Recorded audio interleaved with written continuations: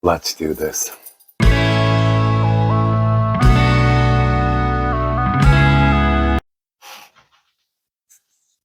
So today we're going to take a look at morality, and something that I've heard all my life, something that I'm sure that we all have heard, something we hear in the national spotlight is that religion is needed to have morality. And I want to have a discussion on that. So stay tuned and we will be discussing religion and morality. Is it necessary to have it? So, what do you think? Do you think it's necessary? Morals. And I'm not saying they don't come from going to church. A lot of people, though, don't go to church. Or whether it's because of choice, belief, whatever. Morals start at home. Yeah. But where did the original morals start? Because I think that's at the root of this discussion is did church come first and then morals? It's like what came first, the chicken or the egg? So a lot of people, especially those in religion, of course, they're going to push that. And just before anybody starts clapping away at the keyboard, we are not anti-religion. Nope. Okay. I have deconstructed a lot. That doesn't mean that we hate the church or that we're out to get to the church or whatever. I believe the church has a place. And I believe for a lot of people, the church is a comforting place. In fact, we both do go to church. Well, we don't go currently. We're lapsed Episcopalians, but we have our own faith. Okay. So what I'm saying is, do you believe that morals came specifically from a religious viewpoint? Can we not have the church and have morality? Yeah. I say yes. And I just want to kind of talk this through. So I don't believe it was ever really necessary, because if you look at the Bible and you look at some of the Old Testament things, with slavery, it was condoned. You went and captured the neighboring nation. You made them all slaves. You killed men, women, and children. You could make slaves of your own people if they were destitute or owed you money. The way that you treated them was a little bit different than the ones that you got as war prize. Okay. So there's even, it even allows you to mistreat those of another nation over the ones from your own nation. So, I mean, there's questionable morality definitely in the Old Testament. Okay. I mean, children were killed, you were taught how the priests had a concoction that if you were a woman and you went out and had an affair, the baby could die in your womb. It was like a thing they did, a ritual that they performed. So, I mean, their morality is subjective, definitely. But I kind of look at church morality as not necessarily, sometimes it's a bad thing, but definitely it is not all-encompassing. Okay, and what I mean is morality kind of creeps along behind the rest of the world. And people are clutching their pearls right now saying, but the Bible never changes and Jesus Christ is the same yesterday, today, and forever. Okay, but I also remember a time when divorce was a sin. If you got divorced, you were dirt. And almost every Protestant is divorced and remarried, sometimes on their third or fourth spouse. And I remember when women couldn't serve in the church, be deacons or elders, and I'm talking in mainstream churches, not just the cult that I grew up in. Gays are accepted in a lot of churches now, but they weren't in, definitely in my time. If you look back over centuries, the way that we pray and some of the rituals we've done have changed. So the morality inside the church moves along too. It just moves at such a slower pace, you know. And what it does is, I think it creates kind of like a us against them, a tribalism, if you will. So, you know, we're all going to hate the same groups together. So if you look at America today, what's some things that let you see that the morality is skewed? I mean, you know, gay people are put down by the fundamentalist church. You know, we had the whole thing with the drag queens. You know, God is sending, you know, this and that to destroy. I actually seen on social media the other day, people were posting that the California fires are part of God's wrath. Okay. So how moral is that? Talk about the morality. If you believe that that's the truth, what is God punishing? And why do you think he's punishing what you think he's punishing? Because I'm sure, you know, a lot of the stuff I saw was because Hollywood's woke and because the gays live out there. But what if he's punishing y'all for not feeding the poor? Oh, we don't ever think of that. We never think of stuff like that. You know, what if he's punishing you because you're unkind to the immigrant? Oh, no, we don't ever think of that. It's always the sins that you don't want to talk about, the sins that you think are sin. What do you think? Well, first, let's touch a little bit on your thing with the churches. Aren't we all also taught, whether you believe it or not, God is everywhere? Yes. God's not locked up in some little building that you go to. Right. So, if you, let's say, don't go to a physical church, you can still walk out in nature and Oh, talk absolutely. to God and pray to God. I believe that, yes. Because I know for God, most of my life, I lived in an area where, one, I didn't know where there was a church to go to that I would worship at. Mm-hmm. And two, with my work schedule, I couldn't. I couldn't go to church. Because in healthcare, most of your weekends you're working. Right. So I had to do a lot of weekends when I was off, and I worked nights. So if you've ever worked nighttime and had to try to get up for church or go to church Sunday morning after working until 7 o'clock in the morning, it's highly impossible to do. So I had to spend a lot of my time just sitting and reflecting. But morals comes from your family, your parents. How did they raise you? Yeah. How did they teach you to be? Was your father somebody that maybe sat there and called every ethnicity on the planet by a bigoted name? And so that's how you were raised, and now that's how you talk? Yeah. But you can break away from that too. But most people don't. Most people Most people don't, because that's what you were raised as. Mm-hmm. And oddly enough, a lot of that goes on in churches. Mm-hmm. I was raised in churches that were like that. Trust me. So,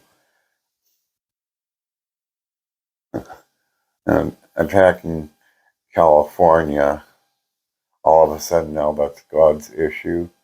God, what? California has had wildfires there. God, since I can remember. That's something I've heard my whole life, right? I've heard whenever there's a cataclysmic weather pattern, earthquake, whatever, it's always God judging something, you know, always. It always has been. But it's never the sins that they do. It's always, It's always the gay people, or the sex workers, or people that got abortions. Things that they want to point out as sin, but they never ever point at themselves and go, I haven't ever fed a homeless person. You know, how do you know if you believe that God's doing this? If you believe God's sending these national disasters, why is He only wiping out the gay people and not the people that commit actual sins that Jesus talked about? Right? I mean, Jesus talked about feeding the homeless and taking care of the immigrants and loving one another more than He ever talked about any of this other stuff.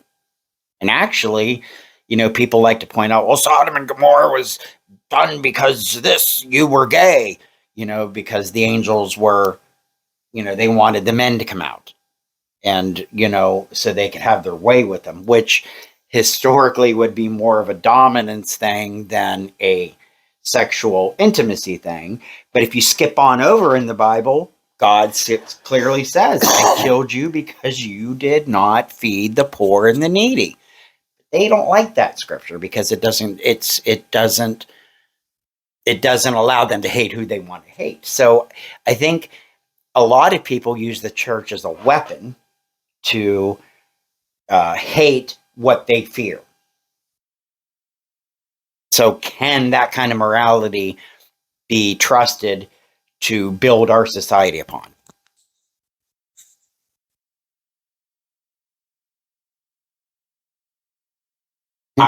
People are always going to point the finger in the other direction. Always. And it don't matter if you're a religious person, not a religious person. Everybody is going to point the finger in the other direction. That, again, stems to your parents. If your family raised you to be that way, to be judgmental of others, that is how you're going to be. I disagree because my parents raised me to be judgmental, and I don't think I'm judgmental. You learn but the point is, the question that people are tossing about is we need the church and government because that's where morality comes from. And I totally disagree. Because number one, we are founded as a nation that has freedom of religion. So it can't just be the religion that is your preference. Number one, because that's immoral to deny someone else's right. Well, believe me, there's a lot of politicians that are on the incoming administration that need to go to church and find Jesus. Well, yes, I agree. So But But it's so easy to take a system. Now, here's the thing, and again, I'm not knocking religion, but what's the one thing that you're taught when you are learning about the Bible and you have questions about the content? What do they tell you? Hey, Sunday school teacher, I want to know why this happened. What's the first thing they tell you? Don't question it. You do not question the Bible. You do not question God. I have a problem with anything that I can't question, number one. And that's what led us initially into the Episcopal Church, was because you're allowed to ask them. Why can't you question anything? I remember being a little kid going in Sunday school, and I got in trouble. We were studying about the fall of Adam and Eve, and Cain went to the land of Nod and took a wife. Where'd them people come from? How if they were the only people on earth, where did those people come from? Don't question God. You don't question God. Then they scare you, because if you question God, that's blasphemy. You're going to go to hell. So if you're raised your whole life believing that you can never question, you're an easy target. I'm sorry. You're an easy target for any politician to come on and go, I'm a Christian and Jesus said this to me. And then, of course, we've seen with this last administration, Paula White yammering in tongues and shakamalakala kande andai, and he follow him, and you just do because you're taught not to question. That's not morality either. That's making religion a weapon, which, oddly enough, is what the meaning is don't take the Lord's name in vain. So, but, morality can come from other sources, right? I mean, we can have a moral society without the churches pushing.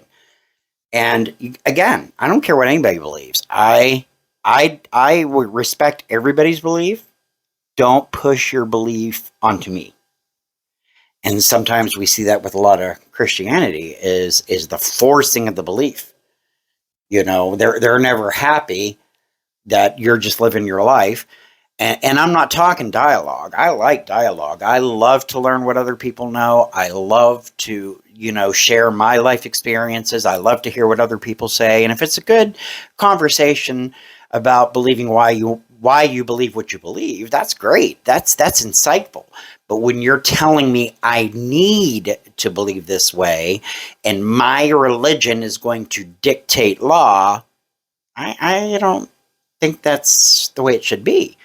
And our founding fathers, who were deists, most of them, Thomas Jefferson didn't believe in any miracle. He cut his Bible right up. He sliced that thing like a Christmas turkey. And he only had the teachings of Christ and no miracles at all were allowed in his Bibles. Thomas Paine was pretty close to being an atheist. He believes in a creator, no miracles. I think it was Adams who mocked people that believed in the virgin birth and the resurrection. So, I mean, when you're pointing to our founding fathers and say, oh, but they believe that way, they really didn't. Their view was, religion guides your conscience. Yes, it is for your own personal benefit, but it shouldn't be made to make laws. And, look what's going on in Oklahoma. They teach the Bible there. Now, a lot of Christians, I'm sure, are happy, but what about the person that's not a Christian? What do you say to that?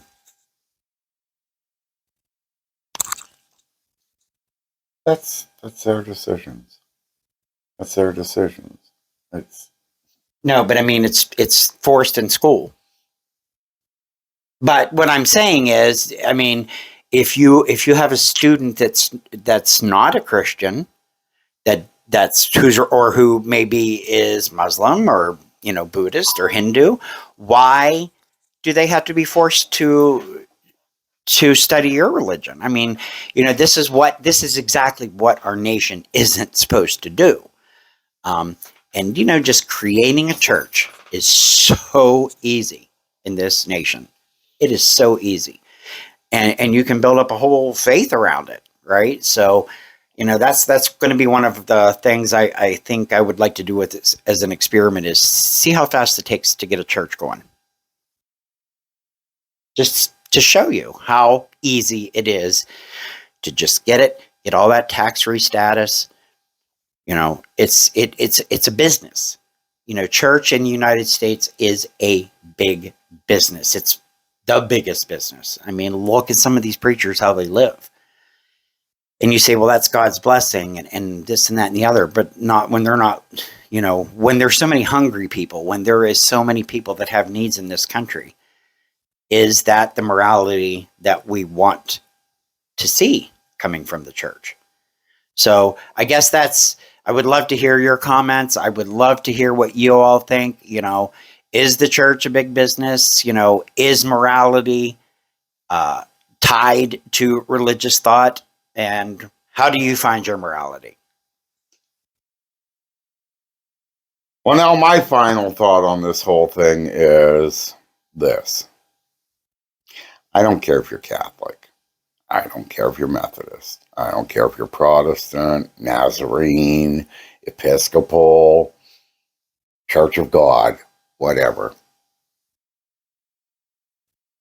Y'all have the one same Bible. Catholics have a different version, but It's all the same Bible. Well, in your opinion. It is. I've gone to a Catholic church when I was younger. I've gone to Methodist church, and I now go to Episcopal church.